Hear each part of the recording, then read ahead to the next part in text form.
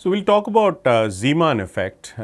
If you remember that we have talked about Stark effect, which is splitting of the spectral lines in presence of a weak electric field. Now, we will talk about Zeeman effect, which is we talk in a general sense, I mean not related to hydrogen atom now, but then we will talk about it later. So, as a plan goes that we will talk about Zeeman effect in an external magnetic field, and of course, it is a weak magnetic field that we are going to talk about, and then we will talk about normal Zeeman effect and anomalous Zeeman effect, and then we will talk about this intrinsic magnetic field, and in that connection we will actually talk about hydrogen atom and splitting of levels of the hydrogen atom.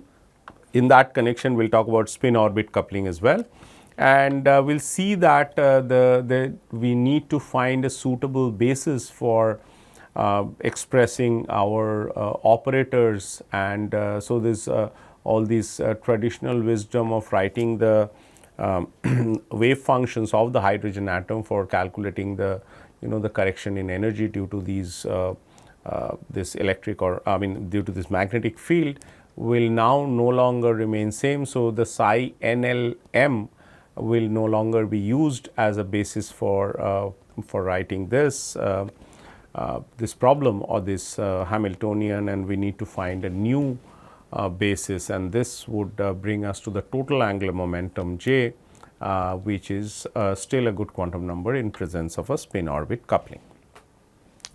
Okay. So, Zeeman effect was of course seen by Zeeman in 1896. So, it was initially being looked at by Faraday, and then it was observed by Zeeman in 1896.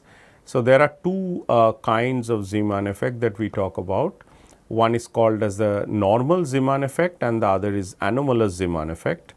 And so, the normal Zeeman effect actually occurs when the transition between the spin singlet states arise. So, what we mean by spin singlet state is that the MS value, that is the azimuthal or the magnetic quantum number rather, corresponding to the spin, just like angular momentum we have L and we have these quantum numbers as L and M. Now, we have to write L and ML, and this is precisely for the reason that we are also going to talk about spin, because spin is the one or rather the degree of freedom that is going to couple with the external magnetic field. So, now we will have to talk about S and MS, and so this is the magnetic quantum number associated with the S operator, and we rename this M, which we used earlier so far, which was associated with the angular momentum, the orbital angular momentum. Now, we call it as ML.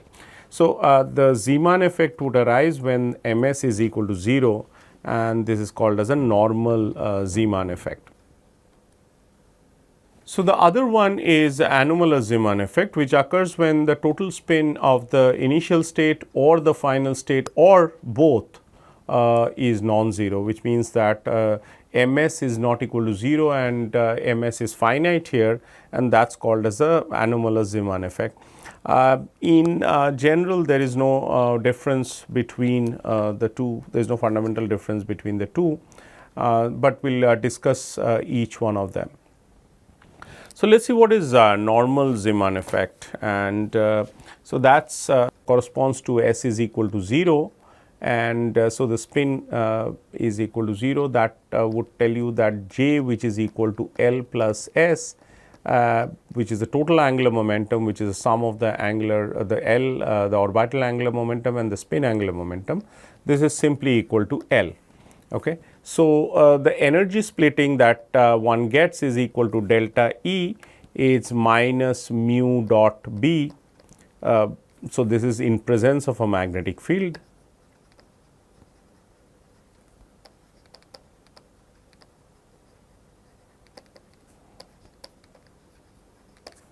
So, this is minus mu dot B, and suppose if you have B in the Z direction. So, B in Z direction, then the dot product will only involve mu Z and B, and so this mu Z is nothing but equal to minus ML EH cross over 2m, where make a distinction between ML is the magnetic quantum number associated with the orbital quantum orbital angular momentum, and this m when it's written alone means the mass. Okay. If it helps by writing m as mass of the electron, please do that, EL or something, or simply write it as m, but make sure that you know that it in the denominator it involves the mass of the electron. Okay. So, this is equal to nothing but minus ml mu b, that is the Bohr magneton. So, your delta E in terms of these quantities, we have ml EH cross by 2m into b, and this is nothing but ml into mu b b. So, this is the delta E that we have, that is a splitting between the energy levels which are because of a weak magnetic field. This one has to make a mention that B is weak, and when I say weak, what it is weak compared to? It's weak compared to any spin orbit coupling that may be there, which is going to be the second part of the discussion that we make. So, the change in energy or rather the splitting in energy in a magnetic field due to these in this normal Zeeman effect, where there is no S, it is only L or the orbital angular momentum. Then it involves the orbital angular momentum magnetic quantum number, and then the Bohr magneton and B. And so, there are 2L plus 1 energy levels. So, 2L plus 1 energy levels, because ML actually varies from minus L to plus L through 0. So, this is 0 and to plus L for any value of L. So, there are these 2L plus 1 levels for a given value of ML. So, one can actually show the transition between these L equal to 2 and L equal to 1 levels. Okay. So, we are just talking about this azimuthal quantum number, which is rather this orbital quantum number, which is L, and between these L values we are considering the transition, and you see that this will cause a transition like this. So, this is ML. So, this is L equal to 2, which will have 5 levels because it is 2L plus 1, and this ML will have these values plus 2, plus 1, 0, minus 1, minus 2, and each one would have sort of splitting that is given by EH cross by 2ME. Here it is written explicitly the mass of the electron. So, we can make it as E here and E here.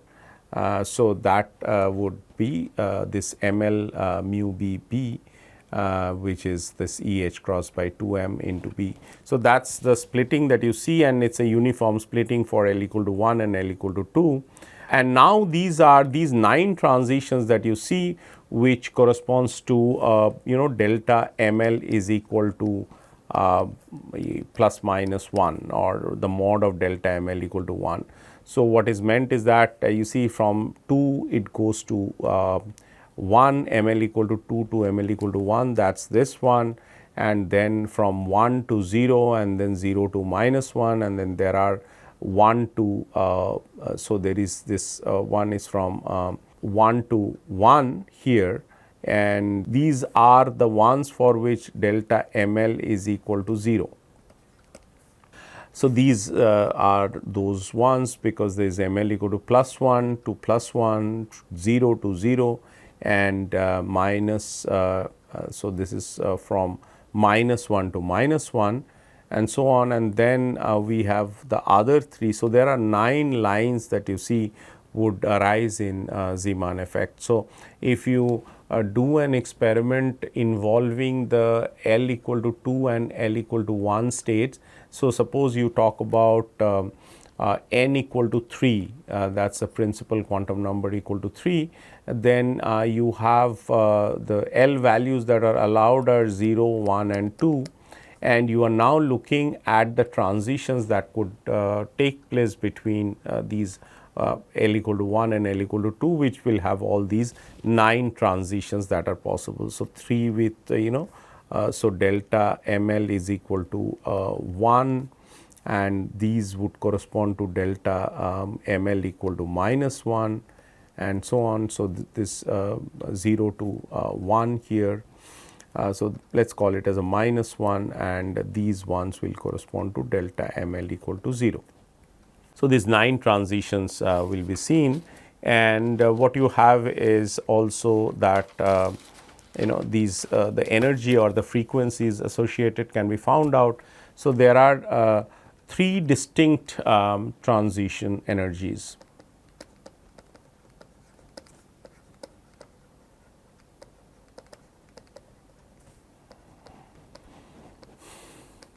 And these 3 distinct transition energies are E0 plus, which is E0 is just your unperturbed energy, which is EB H cross by 2 M E E0, and this is E0 minus EB H cross by 2 M E, and so this would correspond to delta ML equal to +1.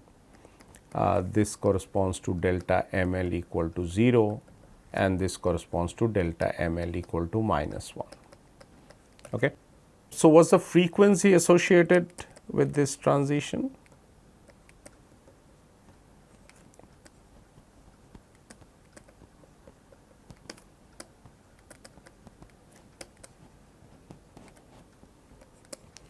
And the frequencies are nothing but this is omega equal to plus minus EB over 2 M E or 0. So, these are the frequencies that are associated, and these frequencies can be recorded in the spectroscopy measurements. So, these are the transitions that one sees in normal Zeeman effect when you have S equal to 0, which means MS is equal to 0, which means J is purely equal to L, and we are characterizing the states by L and ML. Okay.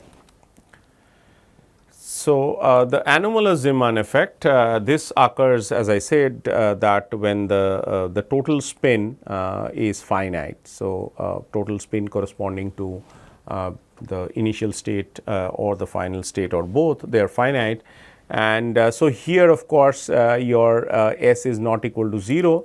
So, J is equal to L plus S will have to be now taken, and both are finite. So, the total magnetic moment that comes here is the following.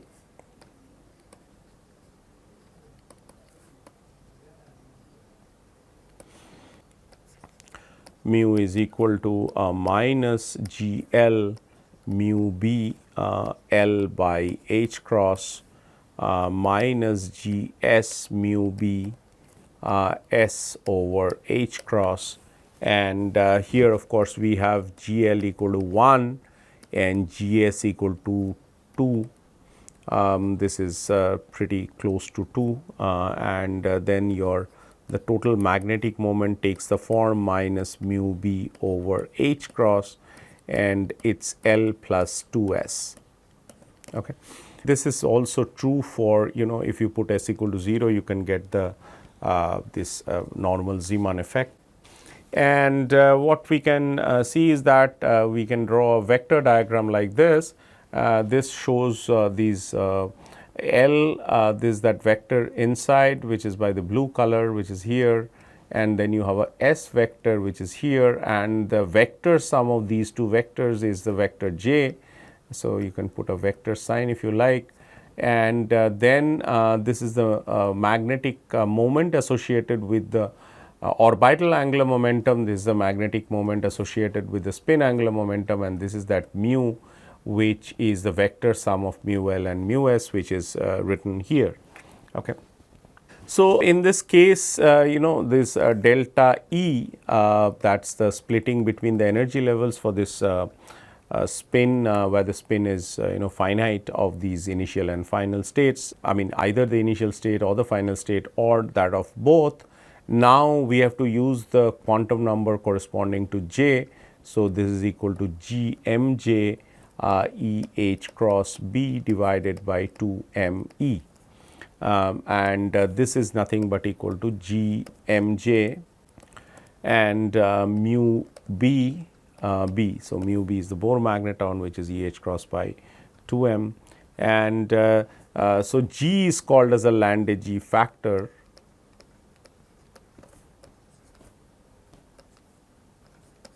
and which has a form which is equal to G equal to 1 plus J into J plus 1 plus S into S plus 1 minus L into L plus 1 divided by 2 J into J plus 1. That is the Landé-G factor. So, one can take an example of for this doublet sodium doublet line splitting between these. So, this example could be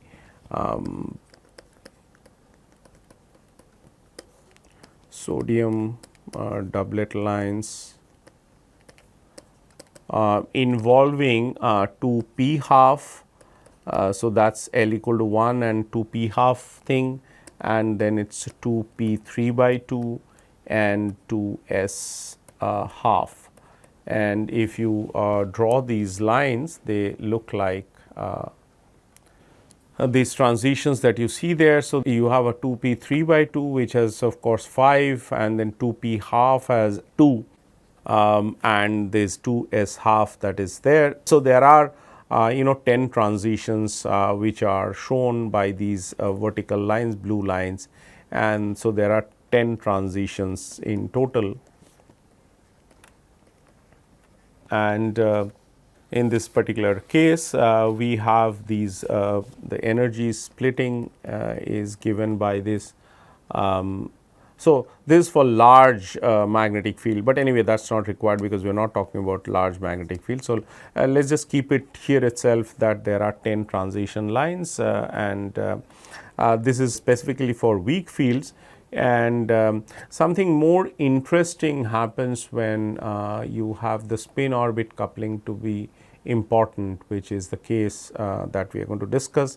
And in presence of a spin orbit coupling, that acts like a magnetic field itself and will give rise to splitting even without an external magnetic field to be present.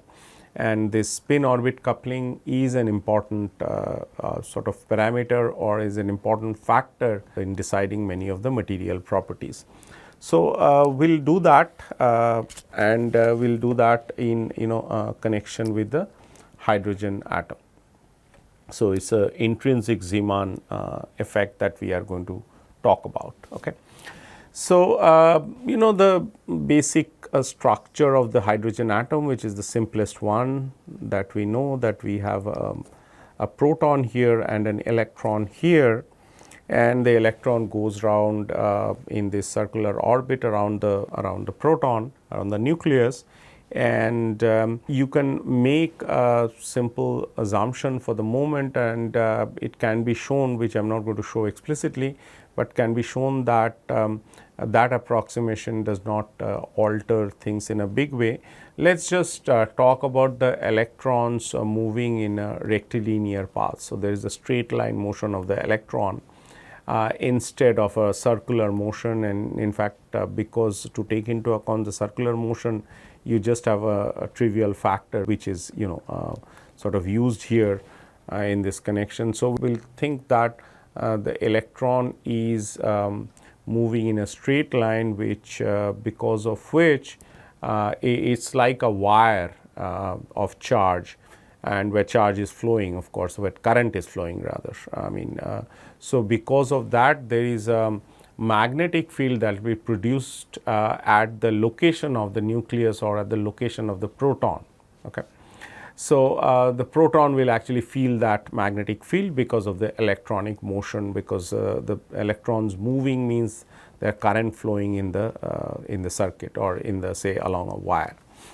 Now, if you think that in the rest frame of electron, the proton is actually moving in an orbit, okay, and think that the proton is actually like moving in a rectilinear path, then at the position of the electron where the electron is situated, there will be a magnetic field present there. So, we are now looking at the rest frame of the electron.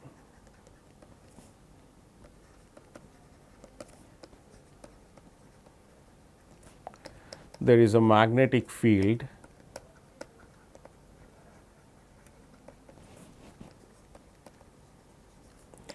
due to a charge which is nothing but coming from proton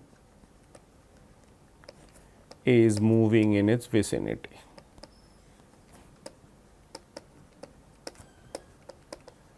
If that is acceptable to you, we have a way to calculate that magnetic field by a formula called as a Biot-Savart law in classical electromagnetism, and which tells you that this elemental magnetic field due to a small section of the current that flows into the wire is given by mu 0 over 4 pi I into dl cross r divided by r cube, where r is the distance between the current flowing and where you want to calculate the magnetic field. Here the current is flowing because of the proton, and you want to calculate the electric field at the electron. So, this r is the distance between or difference in position between the electron and the proton. And you see what is dl? Dl is nothing but, so I dl is the current element that flows in the wire because of this motion of the proton, which is a charged particle, positively charged particle.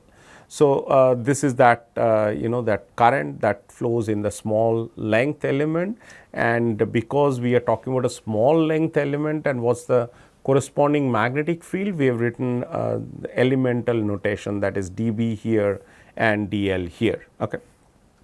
So, if you want to get the full magnetic field, that is not difficult. So, this is equal to minus mu 0 by 4 pi, and we have this charge, this is equal to V cross R, and this is divided by R cube. And what you do is that you can multiply and divide by a 4 pi epsilon 0 and a 4 pi epsilon 0. Okay. And so, why we have used a negative sign is that your I dl by definition is equal to minus q v, because the current flowing and the direction of the when you multiply it by the charge, where q is the electronic charge. So, E is equal to the corresponding electric field you can find out from this relation that you have, you can also find it out from Coulomb's law. So, this q r divided by 4 pi epsilon 0 r cube. Okay. So, that is the electric field and that is the magnetic field, and what kind of relation do they have in between? So, B is equal to minus mu 0 epsilon 0 and a V cross E. And if you remember classical electromagnetism, mu 0 epsilon 0 1 by root over of that is equal to C. So, this is nothing but 1 over C square. So, this is 1 over C square V cross E. So, that is the magnetic field that is generated at the location of the electron due to the motion of the proton. Okay. And the electric and the magnetic field, the corresponding magnetic fields are related by this equation, where C is the speed of light. All right. So, we can put this expression for B or rather E, the electric field, equal to minus 1 by C square, and so this is P over M, which is nothing but V. We are using the non-relativistic formula here. So, this is equal to ZE over R cube and the R vector, and where we have used a q over 4 pi epsilon 0 is equal to E. Okay. And so, this gives you minus ZE divided by MC square R cube and a P cross R. Those are the vectors that you see here on the first line, and P cross R is reminding you that the angular momentum is the moment of the linear momentum, which is written as R cross P. Since it is a P cross R, we will get a minus sign. So, put together we will have the writing this magnetic field in terms of the angular momentum of the electron is an important thing. In fact, these m is the really the electronic mass that we are talking about, and this is L. So, this is an important relation for us, that the magnetic field that is produced at the location of the electron, where the electron is located, situated.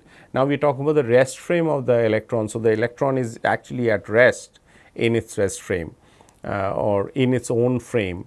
Okay. So, that magnetic field that is generated can be written in terms of mc square r cube L, and this result is important because the spin of the electron which is S is going to couple with this B and giving rise to a L dot S coupling. So, let us we'll use that as a perturbation term and do a perturbation theory that we have learned so far. So, we have a perturbation term, let us call that as you can call it anything, but let us call it as H prime with a Z. Z means it is pertaining to the Zeeman term. So, this is minus mu S, that is the magnetic moment corresponding to the spin quantum number. So, it is mu S dot B, and this we have discussed just a while back, that this is minus G S E over 2 m and S vector, and G is almost equal to 2, and this is called as this Landé factor, and we can use this H Z prime to be equal to E G S over 2 m and Z E over m c square r cube and S dot L. Okay. So, this is mu S, sorry about that. So, this is actually mu S. So, it is S dot L, and this is our perturbation term, and we have to do a perturbation theory using the hydrogen atom, the states of the hydrogen atom. But that poses a problem, and we are going to talk about the problem in details, but this S dot L term makes some of the quantum numbers that we are familiar with in this notation of N L. Now, allow me to put a ml here, because now there are going to be different kind of magnetic quantum numbers associated with L, associated with S, and maybe even associated with J. So, this is no longer going to be a good basis to calculate the correction due to this intrinsic Zeeman term, okay, and we will have to learn how to negotiate that difficulty. All right. So, if you absorb all the terms in some kind of this constant, so what we have is H Z prime, which is important for us, is nothing but some f of r, and we have L dot S or S dot L, does not matter. I mean, you can write it because these are dot product, and some other coefficient which involves all this mass, the GS, the Landé factor and all that, charge, nuclear charge and all that, I mean the atomic number, speed of light. So, C has all of that included, Z, E, M, E, mass of electrons, which you have not written, I mean we have written it only in terms of M, and GS. Okay. So, we absorb this, and then of course, we know that f of r is actually 1 over r cube.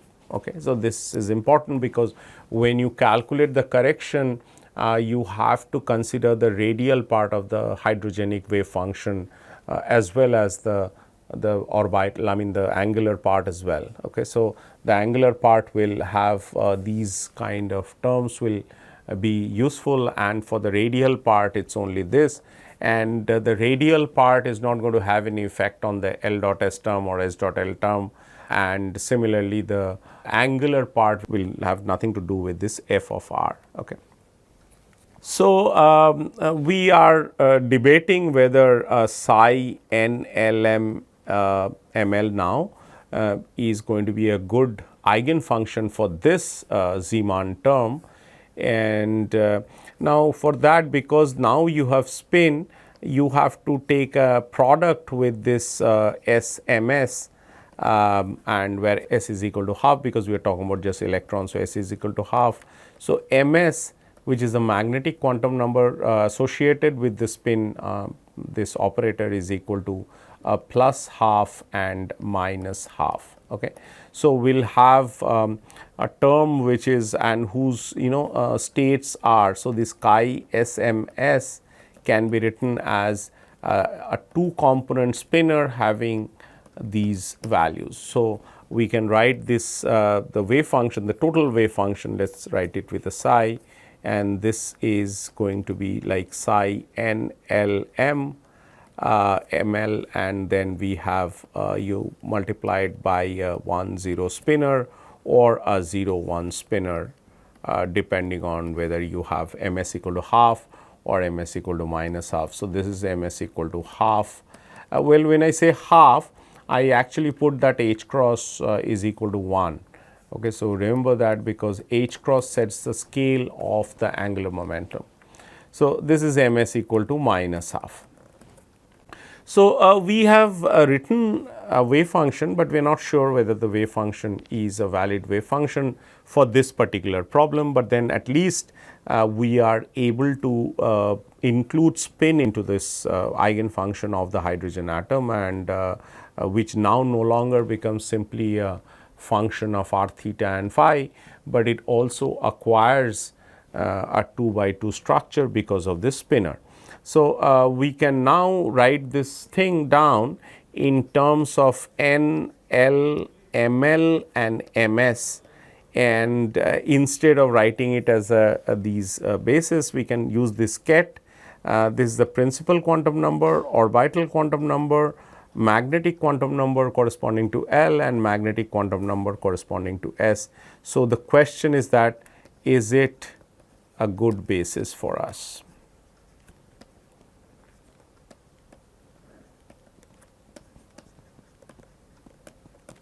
Okay. And if it is a good basis, then we do not have to worry about anything, and we can simply use this basis in order to calculate this the correction due to this term. But unfortunately, it turns out that it is not a good basis, and we will give you the reasons for that. Okay. So, first let me explore point number 1. So, let us call it 1 and explore that S dot L f of r, okay, f of r is 1 over r cube, whether that commutes with L square operator, because while framing the solution for this hydrogen atom, we have fallen back on the L square operator and the LZ operator and used their eigenfunctions to denote the theta phi part of the solution of the hydrogenic wave function. And so, let us look at this thing and convince ourselves if this is a good operator, because it has to commute. If it commutes, then they have same set of eigenfunctions. And so, we have this as h z prime L square. So, this is nothing but h z prime, this is what we have written. Okay.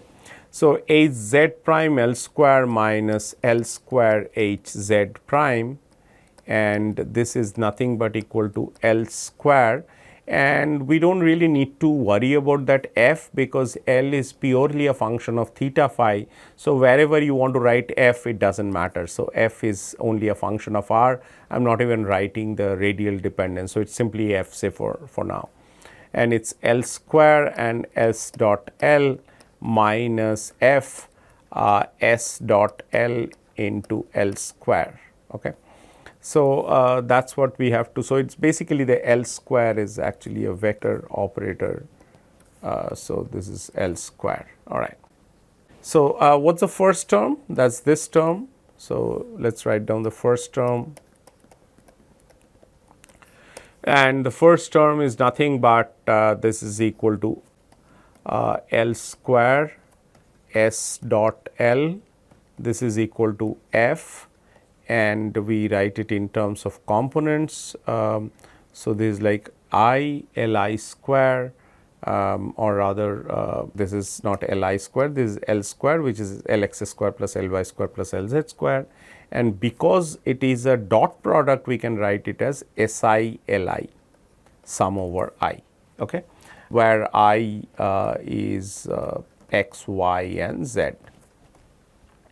All right. So, this is L square S I L I, and because S I commutes with L square, they operate on different spaces, because one is in the spin space, one is in the orbital space.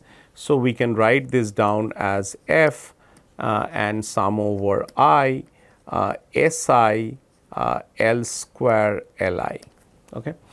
And we can also commute these two. So, we have done these two here and write this, and L square of course commutes with any of the Lx, Ly or Lz. So, I can one can write this as f and Si Li L square, and so that is nothing but the second term, which is here. So, this second term and the first term, they are same, which means that this commutator is equal to 0, which means that this H z prime commutes with L square.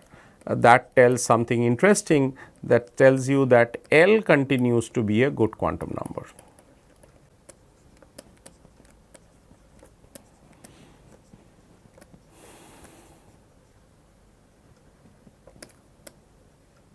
All right. So, they would share the same eigenfunction.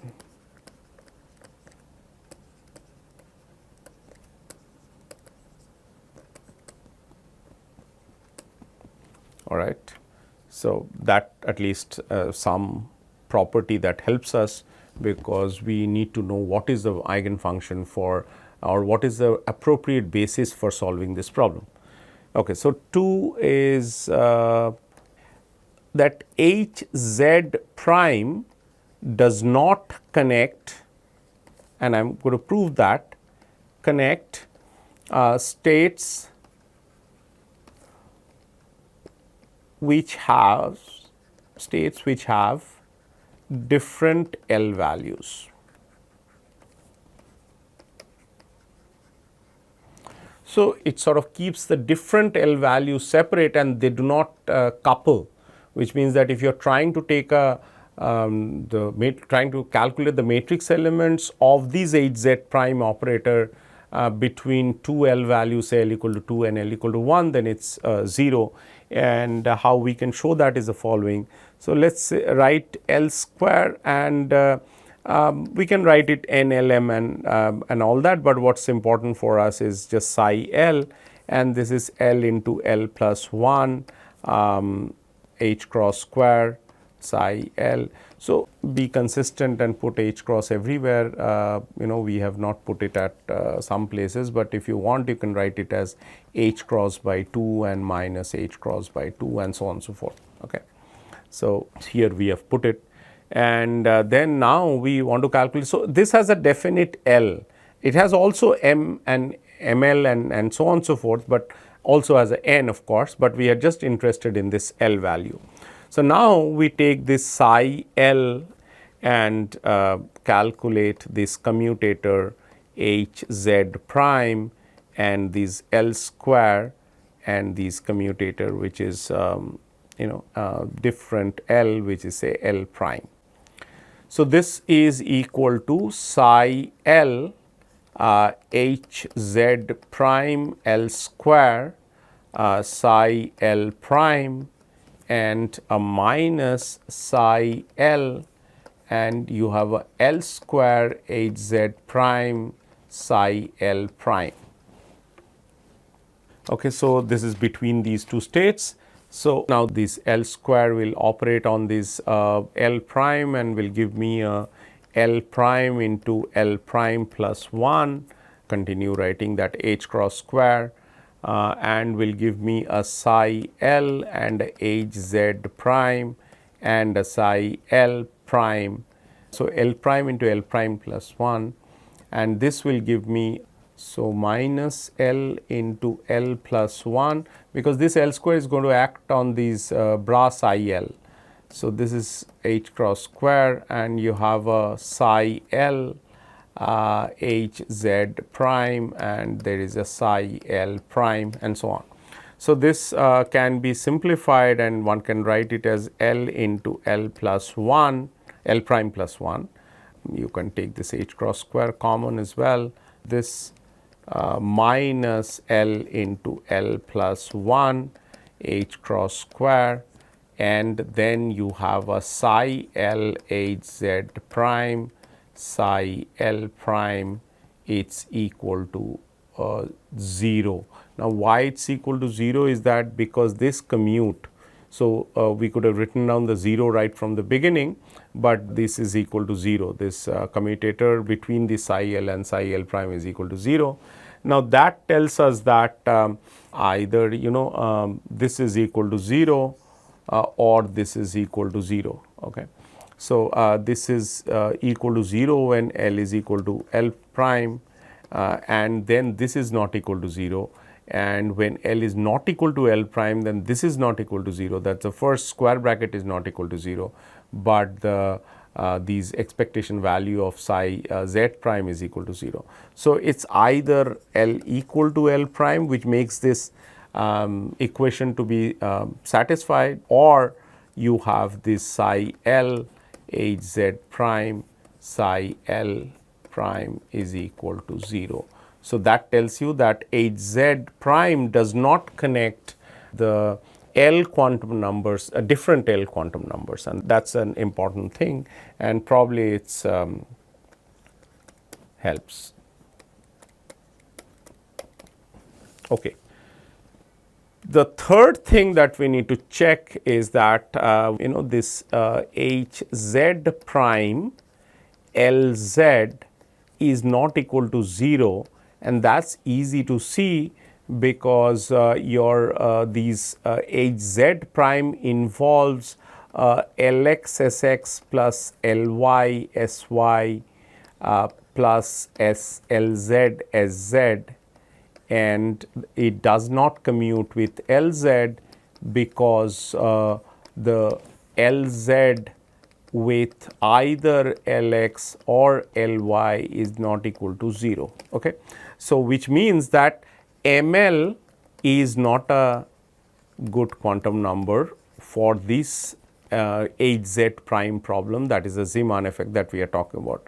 So, it is not a good quantum number, and hence you cannot use these ML or rather psi NL ML, which we have been using so far even in the case of Stark effect and so on. So, in this Ket notation, NL ML MS is not a good basis.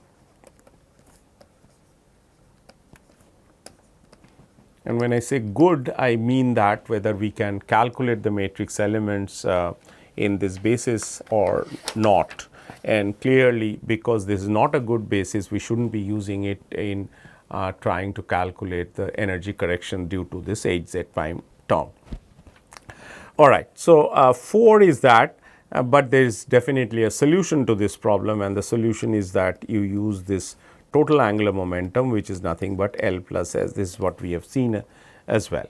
okay, and we can actually use some basis which is involving J and Mj in order to get this correct basis or the proper basis to calculate the matrix elements. And how do we sort of go ahead? We can write this J dot J, which is equal to a J square, which is equal to L plus S whole square, and here we get a L square plus a S square plus a 2L dot S. Okay. I think you can convince yourself that L dot S and S dot L are they would commute, and it means that they can be added together to get a 2L dot S. In general, you should not use the A plus B whole square formula to get this to expand the expression, because A into B may not be equal to B into A when A and B are arbitrary operators. In this particular case, L acts on the coordinate space and spin acts on the spin space, so L and S would commute. All right. So, J has this, or rather the J square has eigenvalue which is J into J plus 1 H cross square. Okay. L square, which is known to be a good quantity, has eigenvalue L into L plus 1 H cross square. So, while you actually go through this in some books, they might have dropped out this H cross or put H cross equal to 1. So, be sort of be aware that sometimes one does not want to carry on with this H cross and is put equal to 1. S square in a similar fashion can also be a good quantum number whose it's S into S plus 1 by H cross square. So, if you put it there, so your L dot S can be written as it's a J square minus L square minus S square divided by 2. Okay. So, this L dot S has eigenvalue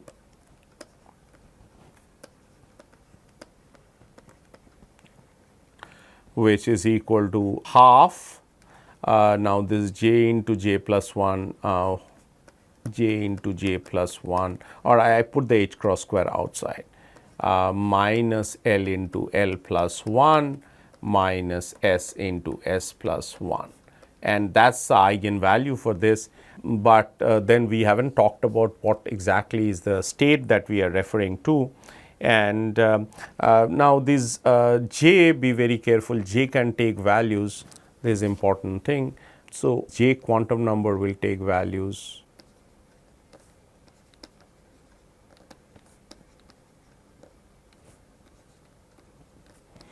between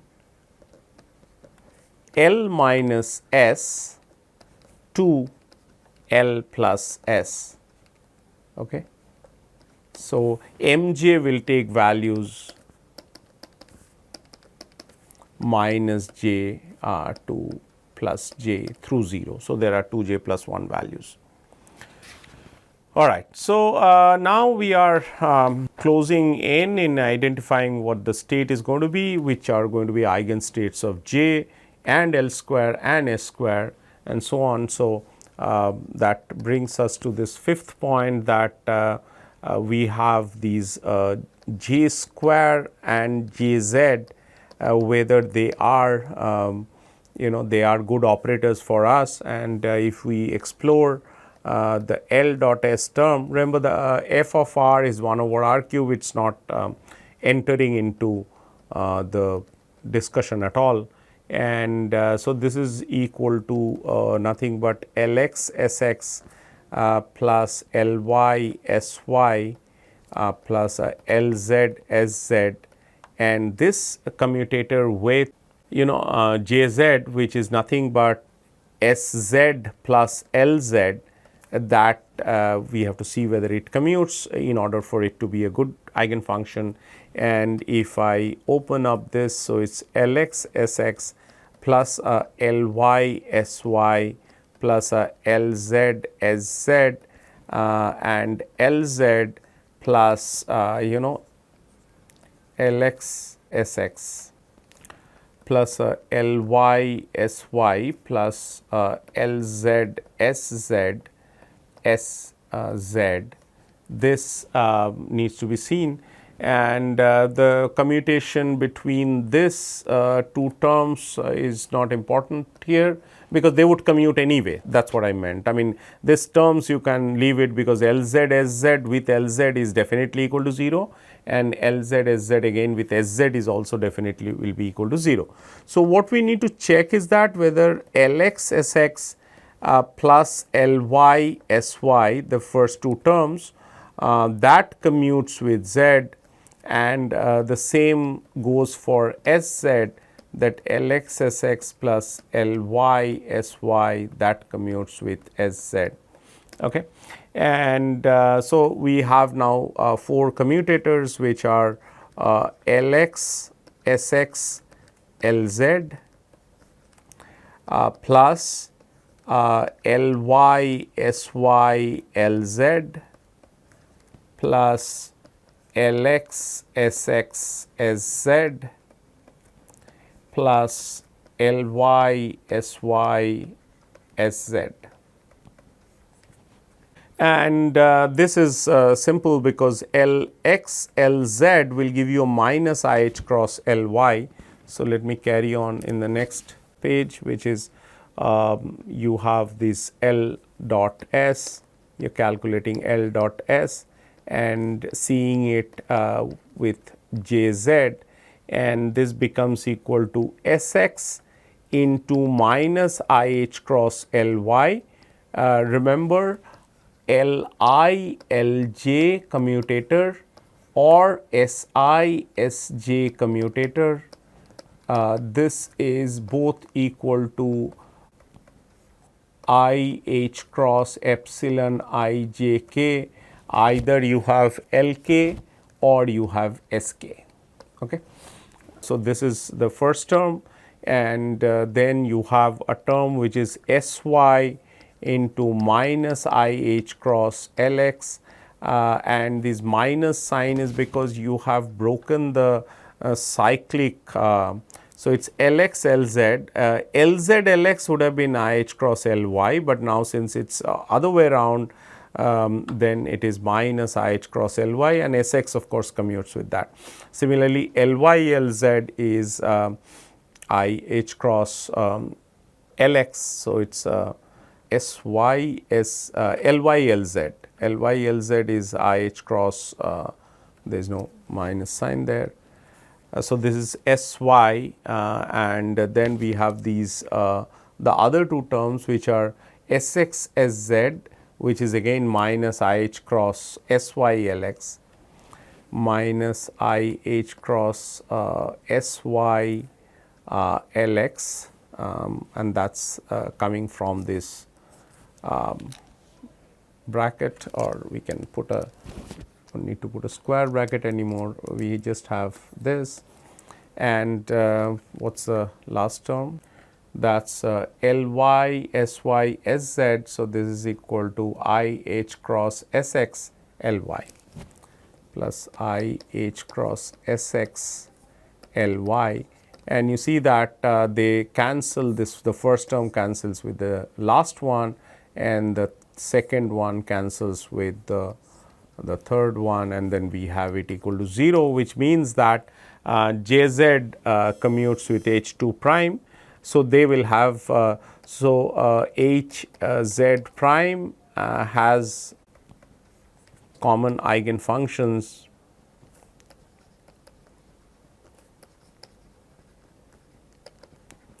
with Jz. Okay.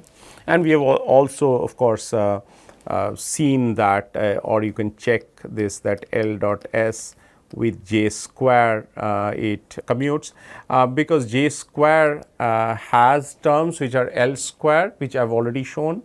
In the same spirit, you can show that it commutes with S square, and of course, it has another term which is L dot S, which would commute with L dot S. Okay. So, that tells us that now we can have a basis which is either N, J, L and M J, Okay. So, these all are valid quantum numbers.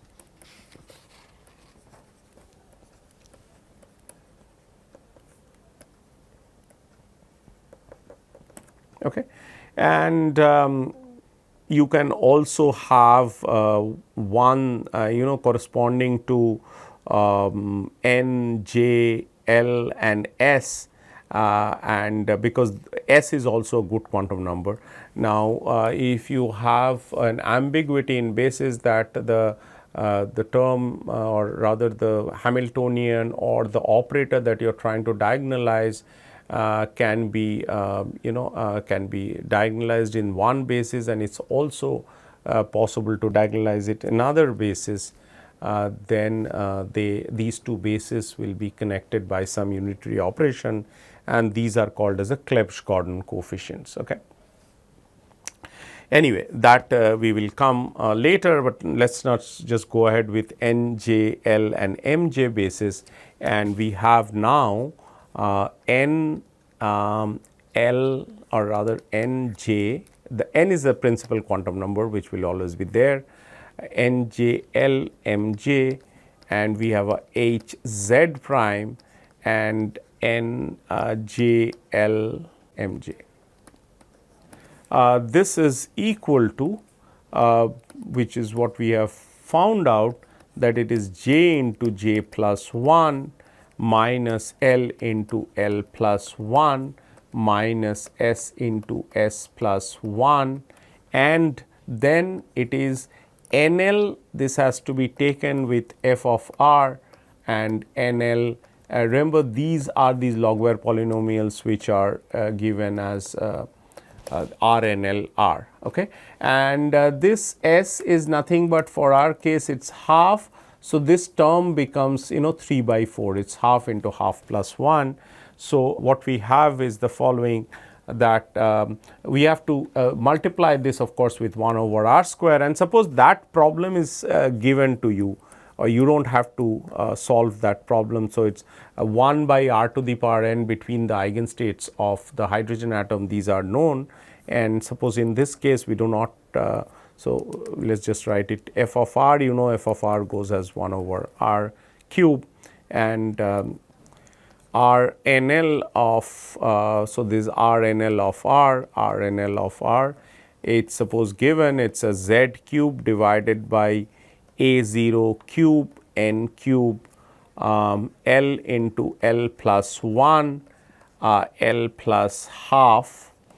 So, that is the result for this, and now we have everything that we need. So, we have these H z prime, which is the first order correction, Zeeman correction, because taken between the eigenstates of the hydrogenic atom. We had to work a lot to find the correct eigenstates, and that is where most of this energy went. But however, we have been able to find at the end, and this is equal to h cross square by 2, and we have a j equal j into j plus 1 minus L into L plus 1 minus say 3/4 and multiplied by these term. Okay. So, this term which is nothing but this term, okay, which is f of r, expectation value of that, and this is nothing but equal to h cross square over 2, and because j can take some values which are, in this particular case j can take values which are L plus half and L minus half, because S is equal to half, we have told this before, L minus half, and now we have this whole thing can be written as either it is L or it is minus L minus 1. This will be there when j equal to L plus half, that is the first one, and this will be there when j equal to L minus half, and the whole thing will be written as. So, let me write down, and then of course, this term that you have, I mean the same term with f of r.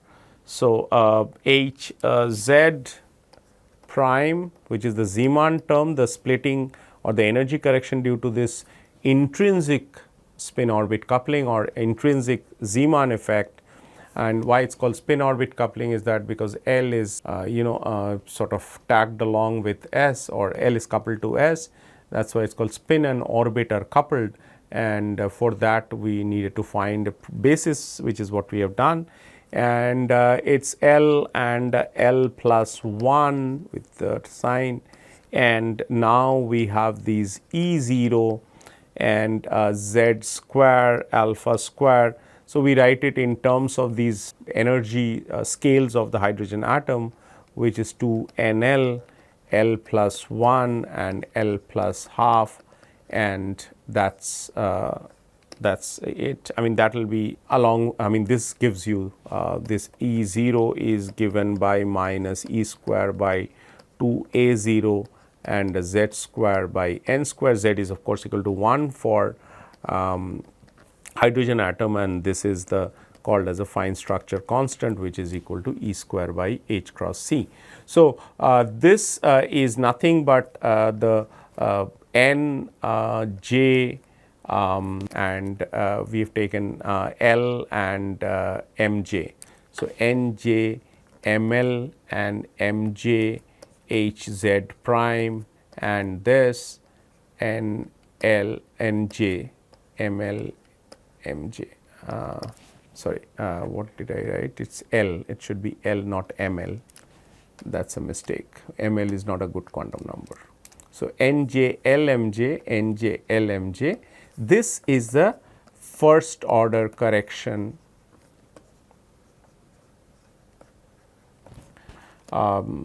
in the Zeeman, in the sort of intrinsic Zeeman effect.